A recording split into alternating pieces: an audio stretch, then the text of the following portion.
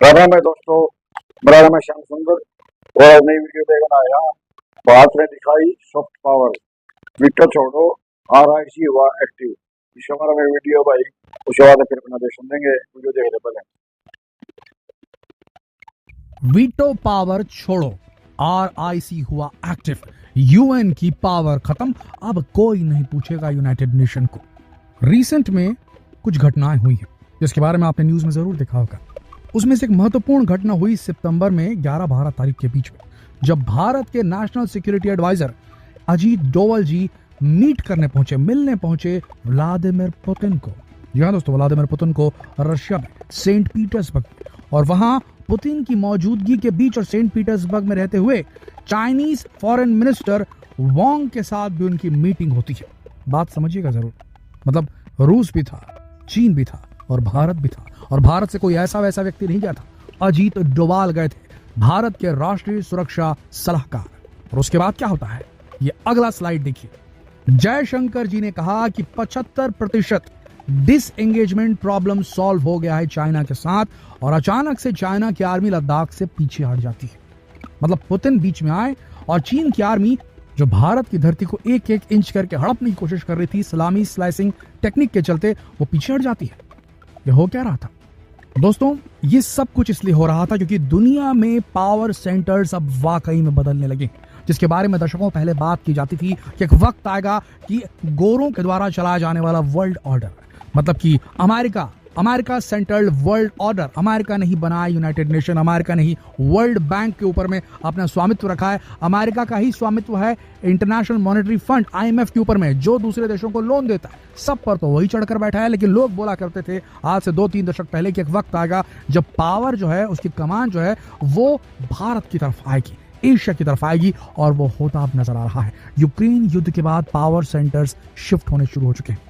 ये स्क्रीनशॉट देखिए ministry of external affairs का, ये नवंबर 26, 2021 का है। आप देख सकते हैं कि 3 देशों के मिनिस्टर्स बैठे थे, फॉरेन मिनिस्टर्स, जिसमें भारत भी था, रूस भी था और चाइना भी था। ये कॉम्बिनेशन थोड़ा अजीब सा लग रहा होगा आपको, भारत और चाइना का साथ में, लेकिन ये तीनों मिलकर बनाते हैं एक ऐसा ट्राइलैटरल ग्रुप जिसे RIC के नाम से जाना जाता है, रशिया, इंडिया, चाइना। और अगर ये एक हो गए, किसी तरीके से भारत के साथ जो चाइना के प्रॉब्लम से उसे रशिया ने सॉल्व कर दिया, तो RIC इतना स्ट्रांग हो जाएगा कि RIC के सामने वीटो पावर तो भूल ही जाइए, यूनाइटेड नेशन की कोई औकात नहीं रहेगी। ये बाकायदा सबूत के साथ पॉइंट वाइज आपको वीडियो में आगे बताएंगे। लेकिन अभी जो ये हुआ, भारत के अजीत डोवाल जी का सेंट पीटर्सबर्ग जाना, पुतिन ऑलरेडी परेशान है अपने युद्ध में यूक्रेन के साथ में, उसके बाद भी उनका वहां इन्वाइट करना, वहां पर चाइना के फॉरेन मिनिस्टर का मौजूद रहना, और जैसे ही अजीत डोवाल जी भारत वापस आते हैं, लद्दाख में डिसएंगेजमेंट हो जाता है। भारत का 75% प्रॉब्लम सॉल्व हो चुका है चाइना के साथ में, ये एस जयशंकर जी आकर कहते हैं इंटरव्यू में, वो भी इंटरनेशनल मंच पर खड़े होकर के। इसका मतलब क्या है? RIC वापस एक्टिवेट हो रहा है, क्योंकि यूक्रेन की प्रॉब्लम के बाद जब रशिया के ऊपर सैंक्शंस लाद दिए गए, तब रूस भी उठ खड़ा होना चाहता है, और उसे चाहिए बैसाखी की जरूरत। सबसे बड़े बैसाखी कौन है? भारत इतना सशक्त हो चुका है, दुनिया की सबसे बड़ी पॉपुलेशन वाला देश है, दुनिया की सबसे यंगेस्ट पॉपुलेशन वाला देश है, दुनिया के सबसे हुनरमंद युवा यही रहते हैं, और हमारे देश का बाजार सबसे बड़ा है। दूसरी तरफ चाइना, जिसे कहा जाता है मैन्युफैक्चरिंग हब, इन दोनों का साथ अगर रशिया ले ले तो 40% आबादी दुनिया की तो RIC के अंदर आ गई, और सबसे बड़ा GDP का चंक सोचिए भारत, तेजी से बढ़ता इकोनॉमी GDP के साथ में चाइना, मैन्युफैक्चरिंग हब दुनिया का, और रूस, इतनी बड़ी मिलिट्री पावर, ये तीनों मिल जाए तो इनका काट पॉसिबल नहीं है। ये तीनों मिलने वाले हैं, उसके संकेत हमने आपको बताया, और अब हम आपको जो बताने वाले हैं वो आपके होश उड़ा देगा, कैसे यूनाइटेड नेशन को काउंटर करने वाले हैं। देखिए, हाल में RIC यानी कि रशिया, इंडिया, चाइना ग्रुपिंग ने दुनिया का ध्यान खींच लिया। RIC का एक ही मकसद है, मल्टीपोलर वर्ल्ड ऑर्डर को प्रमोट करना, जो वेस्टर्न लेड पश्चिमी देशों के नेतृत्व वाले ग्लोबल ऑर्डर को सीधे चुनौती देगा। आइए समझते हैं कि RIC का मिशन क्या है और UN और वीटो पावर को कैसे काउंटर कर सकता है। नंबर 1, UN में सुधार की मांग भी उठा सकते हैं RIC देश। RIC देशों का मानना है UNSC यानी कि यूनाइटेड नेशन सिक्योरिटी काउंसिल में सुधार यानी कि रिफॉर्म जरूरी है, ताकि वो मौजूदा वैश्विक वास्तविकताओं का प्रतिनिधित्व कर सके। भैया, जब बना था UN, उस वक्त दुनिया की 5 सबसे उभरती इकोनॉमी कोई और थी, लेकिन अब ऐसा नहीं है। अगर ये बात P5 मेंबर कर दे, P5 यानी परमानेंट 5 मेंबर से 2 मेंबर रशिया और चाइना है। रशिया और चाइना परमानेंट मेंबर आपको बता दें UN के, ये दोनों ही कह रहे हैं कि हम इससे उठ के खड़े हो जाएंगे और RIC ज्वाइन कर लेंगे भारत के साथ में। तो जरा सोचिए इसका अर्थ क्या है। खुद Antonio Guterres, United nation security council के सेक्रेटरी जनरल जो हैं एंटोनियो गुतेरेस, वो कहते हैं कि भारत को शामिल करना चाहिए, वीटो पावर भी देनी चाहिए, परमानेंट मेंबर बनाना चाहिए। यूएनजीए के जो डेनिस फ्रांसिस हैं वो भी कहते हैं कि ऐसा होना चाहिए, अगर ऐसा नहीं हुआ तो भारत अपना ग्रुप बना लेगा। ये सीधा इशारा है कि यूनाइटेड नेशन को या तो झुकना पड़ेगा भारत के सामने, या तो फिर एक नया ग्रुप बनेगा जो यूनाइटेड नेशन की ताकत को एकदम कमजोर कर देगा। ध्यान रखिएगा, P5 Nations US, UK, France, China और रशिया में से चाइना और रशिया बगावत के लिए आगे आ चुके हैं। दूसरा, समान विचारधारा वाले देशों का गठबंधन बनाना।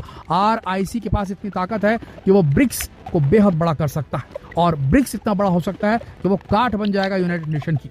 दूसरी चीज, RIC बनेगा अगर, तो इससे बहुत ज्यादा धक्का पहुंच सकता है। RIC जो डॉलर की डोमिनेंस है उसको हटा करके एक पैरेलल विकल्प तैयार कर सकता है, डॉलर ट्रेड को हटा सकते हैं। अगर RIC के बीच में रशिया, इंडिया और चाइना के बीच में आपस में सिंक्रोनाइजेशन हो गया, तालमेल बैठ गया, ये अपनी करेंसी में ही डील करेंगे, ये ऑल्टरनेटिव पेमेंट सिस्टम डेवलप करेंगे और डॉलर पर डिपेंडेंस को हटा देंगे, ये करने में सक्सेसफुल हुए तो जो यूनाइटेड नेशन में जुड़े हुए देश, जो नेटो कंट्रीज हैं, उसमें जो देश हैं वो भी चाहेंगे कि इस ग्रुप का हिस्सा बने, उस ग्रुप का हिस्सा ना रहे। बात समझिएगा।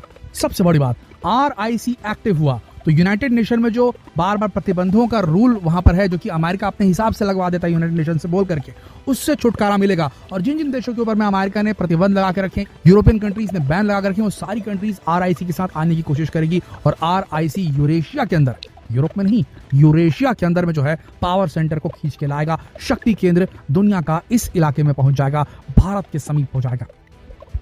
सबसे इंपॉर्टेंट चीज, अंतरराष्ट्रीय कानून, इंटरनेशनल लॉ की पुनर्व्याख्या। एक बार फिर से इसके ऊपर में जो है चर्चा, कि इंटरनेशनल लॉ बना तो गए, यूनाइटेड नेशन ने बना दिया इंटरनेशनल लॉ, अंतरराष्ट्रीय कानून, लेकिन क्या इजराइल उसे फॉलो कर रहा है फिलिस्तीन के अंदर? जो ये बोलता है कि जो है यूनाइटेड नेशन में आवाज उठाता है अमेरिका कि रूस जो है वो इंटरनेशनल लॉ का उल्लंघन कर रहा है, लेकिन इजराइल क्या कर रहा है वहां पर? जरा सोच के देखिए दोस्तों। तो इंटरनेशनल लॉज की पुनर्व्याख्या कुछ इस प्रकार से करवाएगा RIC, रशिया, इंडिया और चाइना का एक ग्रुप, कि भैया सबके लिए समान और सबके लिए न्यूट्रल होना चाहिए। ऐसा नहीं होना चाहिए कि किसी एक देश को आप फेवर कर रहे हो, जो कि अमेरिका अपने हिसाब से करवाता है UN के रहते हुए। वीटो पावर की तो अहमियत ही पूरी तरीके से खत्म हो जाएगी अगर RIC आ गया तो। दोस्तों, अगर RIC पूरी ताकत से सामने आएगा, जिस तरीके से अजीत डोवाल वहां पहुंचे थे, जिस तरीके से सेंट पीटर्सबर्ग में पुतिन मौजूद थे और वांग ली जो चाइना के फॉरेन मिनिस्टर वो वहां मौजूद थे, जिस तरीके से ये तीन अगर एक हो जाएं तो सैन्य शक्ति के बारे में सोच के देखिए। रूस और चीन दुनिया की सबसे बड़ी सैन्य शक्तियों में से एक है और भारत इन दोनों को पछाड़ने के लिए बस लाइन में ही खड़ा है। ऐसी स्थिति में तीनों न्यूक्लियर संपन्न देश हैं। सोच के देखिए, अगर इनके बीच में सैन्य संगठन हो गया तो नाटो की क्या ही बिसात और क्या ही औकात होगी। जब नाटो ही नहीं रहेगा तो UN कहां से बचेगा? जरा सोच के देखिए। तकनीकी क्षमताओं के बारे में सोचिए। तकनीकी क्षमता यानी कि टेक्नोलॉजिकल एडवांसमेंट, चाहे स्पेस रिसर्च हो, चाहे न्यूक्लियर एनर्जी पे रिसर्च हो, चाहे साइबर सिक्योरिटी पे रिसर्च हो, चाहे आर्टिफिशियल इंटेलिजेंस पे रिसर्च हो। रूस दशकों से युद्ध लड़ रहा है अमेरिका से, इतने समय तक के युद्ध लड़ने की वजह से वो स्ट्रांग हो चुका है। चाइना बेहद तेज गति से प्रोग्रेस कर रहा है। भारत के अंदर इतना स्किल, इतने युवा मौजूद हैं जो किसी भी टेक्नोलॉजी को इनोवेट करने में बिल्कुल आतुर हैं, और इनके हाथ में टेक्नोलॉजी ट्रांसफर की मदद से अगर कुछ आ गया तो हमने इसरो में क्या किया आप खुद देख लीजिए दोस्तों। हमने मंगल तक यान भेज दिया है, हमने DRDO की मदद से ब्रह्मोस जैसी खतरनाक मिसाइल बनाई है। तो जरा सोचिए, तीनों एक आ जाएंगे तो टेक्नोलॉजिकल एडवांसमेंट कितने बड़े पैमाने पर होगा। चांसेस ये हैं कि RIC अब फिर से मूर्त रूप लेने वाला है।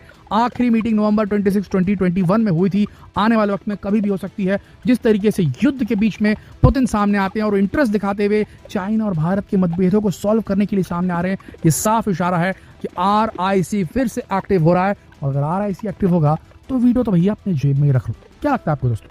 नीचे कमेंट सेक्शन में लिखकर जरूर बताएं। जितना हो सके इस वीडियो को शेयर करें, फेसबुक पर, व्हाट्सएप पर, यूट्यूब पर। धन्यवाद। वीडियो तो बहुत बढ़िया है भाई।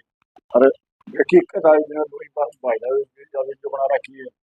अब भाई बेटा कोई मैं तो है नहीं, और मैं तो भी नहीं है बेटा, मुझे वो है अब उसमें उनकी मतलब बड़े भाषा पर ये आज़ादी हो, बाकी सब पर युद्ध कर चुके हैं। इजराइल के तो बात नहीं है, लेकिन अमेरिका साथ से कोई सैंक्शन आता है। अमेरिका उसका वजह पर मना करते हुए इसने ईरान पर मारी, ईरान भी मतलब विटो नहीं, ईरान भी कर रहे हैं। ये लोगों को जो खाम खाए गई है, पहली बात हो रही है। और रही बात तीनवा की मतलब बड़े देश होगी ना। हाँ, एक के पास तो भारत है ये बड़ा देश, जनसंख्या भी ज्यादा है, युवा भी ज्यादा है। आगे चाइना और इसमें रशिया पे बढ़िया सैनिक ज्यादा है। सैनिक भी मतलब हार्ड है चाइना तो चाइना भी बड़ी टेक्नोलॉजी में ज्यादा चाइना टेक्नोलॉजी में फिर मतलब तीनों देश ये मतलब प्रमोशन संपन्न देश हैं तीनों मतलब आ सकती हैं और वित्त मत कुछ ना वित्त मत और बंद हो रहा है जिम्मेवारी भी हो गया है अभी मत कुछ ना इनके कौन बोल लगा कोई ना बोल रहा है अमेरिका बोला नहीं आना अमेरिका पादरा हो जाएगा और अमेरिका की आप फिर वही बात है जो डॉलर है मजबूत है करेंसी पे बात हो जाएगा डॉलर टूट जाएगा अमेरिका की कमरा पर टूट जाएगी अमेरिका टूट गया तो फिर जो और ना कोई कंट्री है यूरोपियन कंट्री है उनकी कमर टूट जाएगी सब जाएगी तो मेरी बात ध्यान लगे अपन मतलब फिर जो है एशिया के तीन ये मतलब कंट्री चाइना भाई लोग इंडिया रशिया ये तो मतलब एक बार होगी मतलब दिक्कत है इकट्ठी ना होगी ये इकट्ठी होगी उतना अमेरिका अपना आपका कदम हम आ जाएगा तो मतलब फिर ऐसी लगी वीडियो लाइक कर दियो शेयर कर दिया रहो सब्सक्राइब कर दिया रहो और और भी वीडियो का लिंक मिल जाएगा डिस्क्रिप्शन में मिलते हैं नेक्स्ट के साथ दोबारा कल तब तक के लिए